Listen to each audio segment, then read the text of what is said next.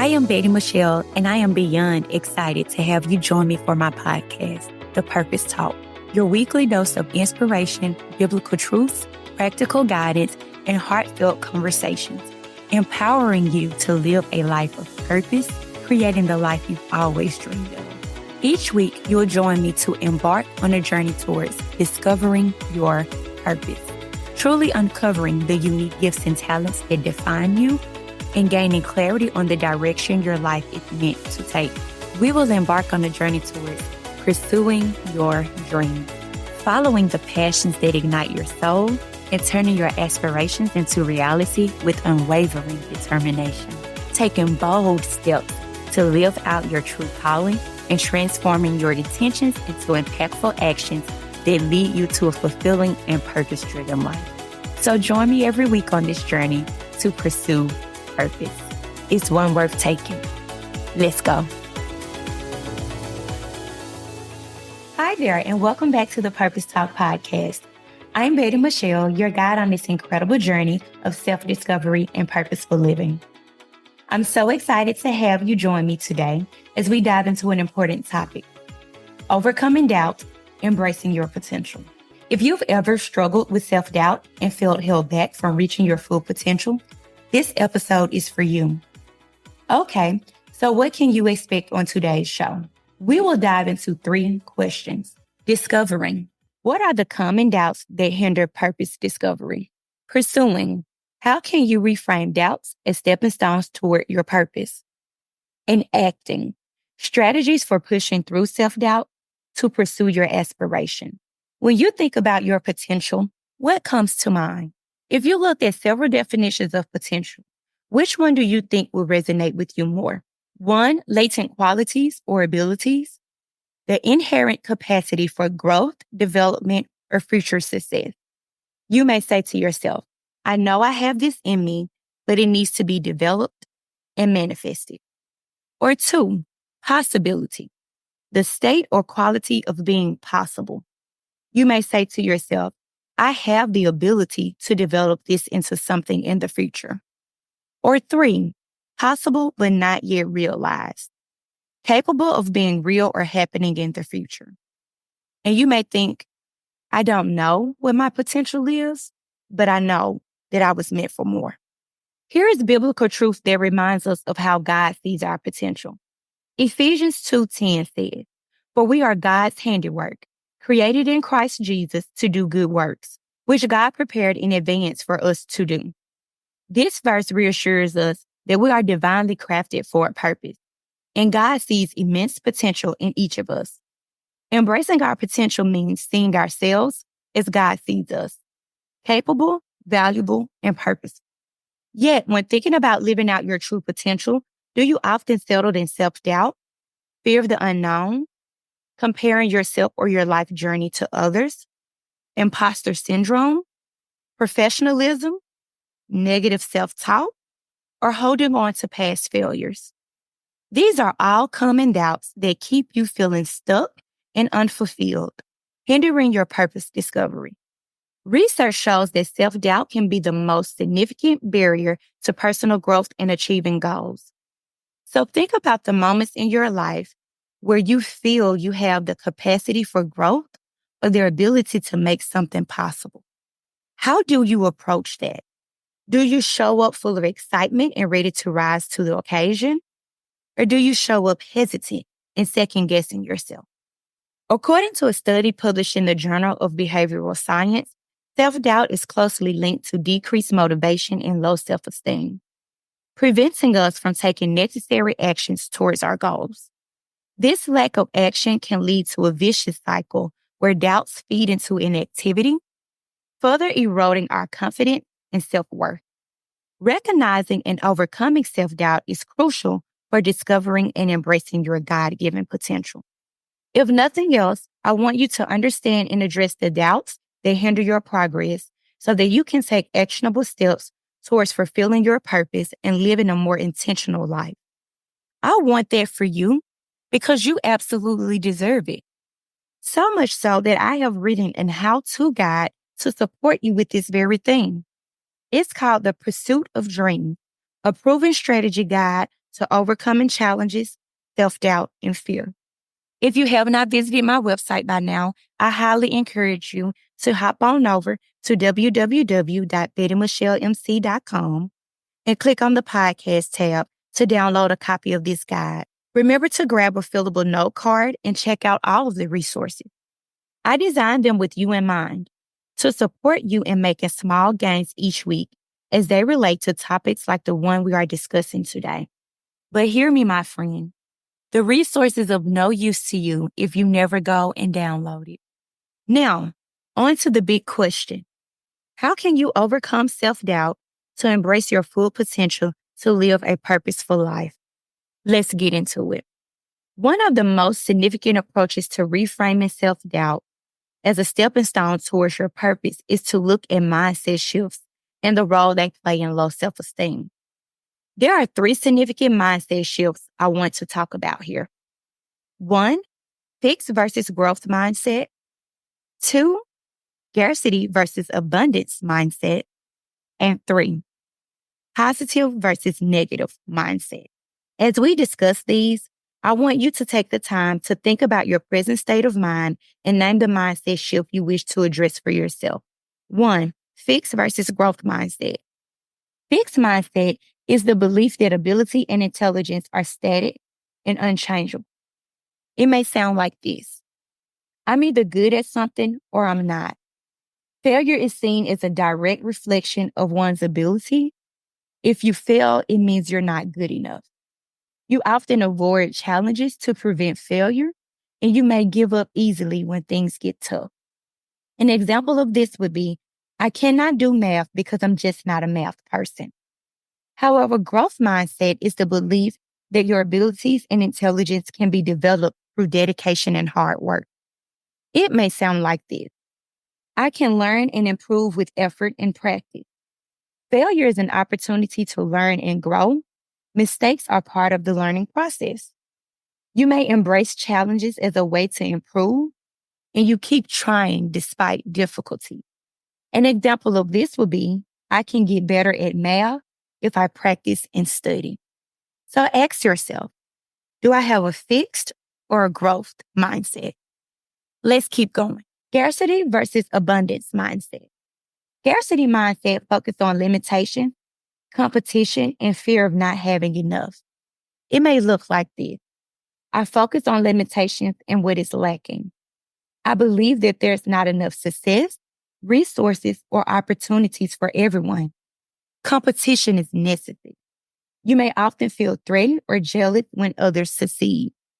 An example of this would be, if someone else gets a promotion, it means I have less chance of getting one. Abundance mindset. Focus on possibilities, collaboration, and the belief that there are enough resources and opportunities for everyone. It may look like this. You focus on possibilities and what is available. You believe that there are plenty of opportunities and resources for everyone. Collaboration is beneficial for you. You feel inspired and happy for others, their success, and you believe it doesn't diminish your own chances. An example of this would be, there's room for everyone to succeed. Their promotion doesn't mean I won't get one. Now think about this. Do I have a scarcity or an abundance mindset? Lastly, let's look at positive versus negative mindset. Negative mindset focuses on failures, obstacles, and shortcomings. It may look like this. I focus on my problems, my obstacles, and what can go wrong. I believe things often go wrong, and failures are signs of personal flaws. I am easily discouraged and may dwell on negative experiences. An example of this would be, I failed the test, so I'm not smart enough to pass. Positive mindset focuses on opportunities, solutions, and personal growth. It may look like this. I focus on solutions, opportunities, and what can go right.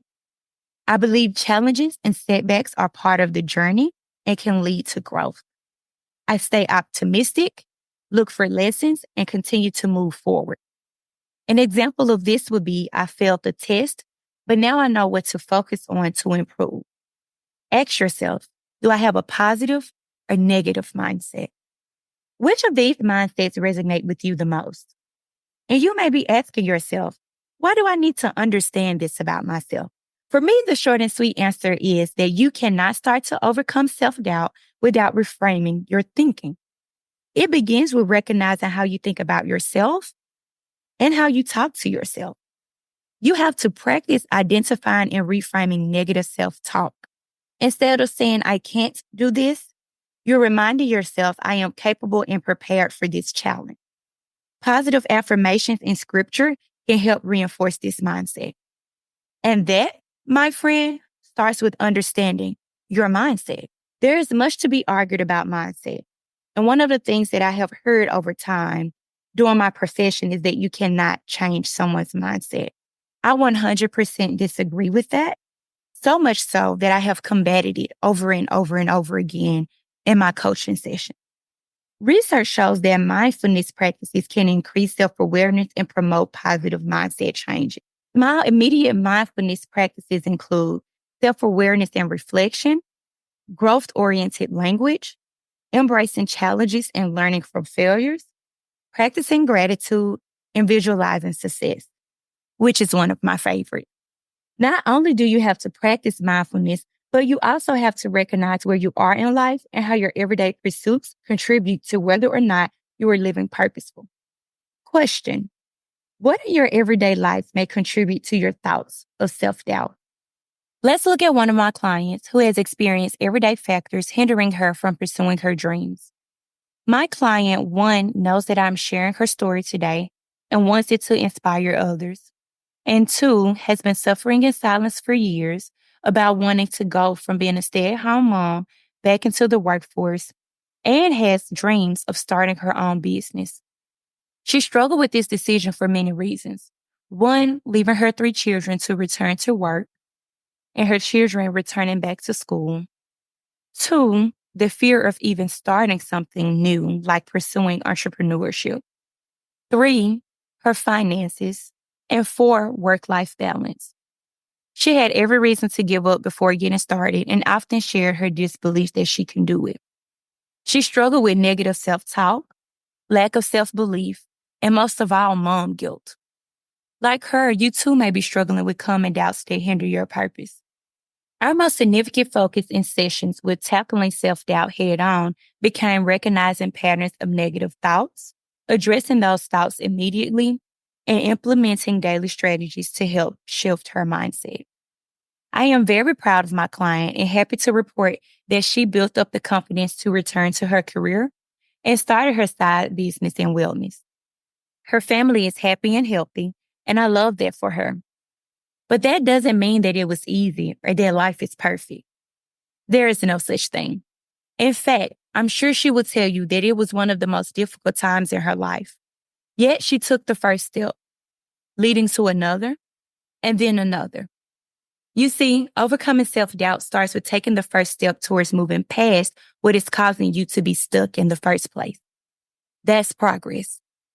So what strategies can you implement to help you push through self-doubt to pursue your aspirations? 1, daily affirmation. Like my client, beginning each day with positive affirmations help to build confidence. You can start by writing down affirmations like, I am enough, I am capable, and I am walking in my purpose, and reading them aloud every morning. This may look like reading affirmations on the way to work or while dropping off your children at school. You may also post and read affirmations around the house throughout the day. 2, reflecting on past successes. I help my client take a moment to reflect on past achievements to remind her that she is capable. We celebrated her small wins, and you can do the same. Keeping a journal of your accomplishments can be a powerful tool to combat self-doubt. 3, prayer and meditation.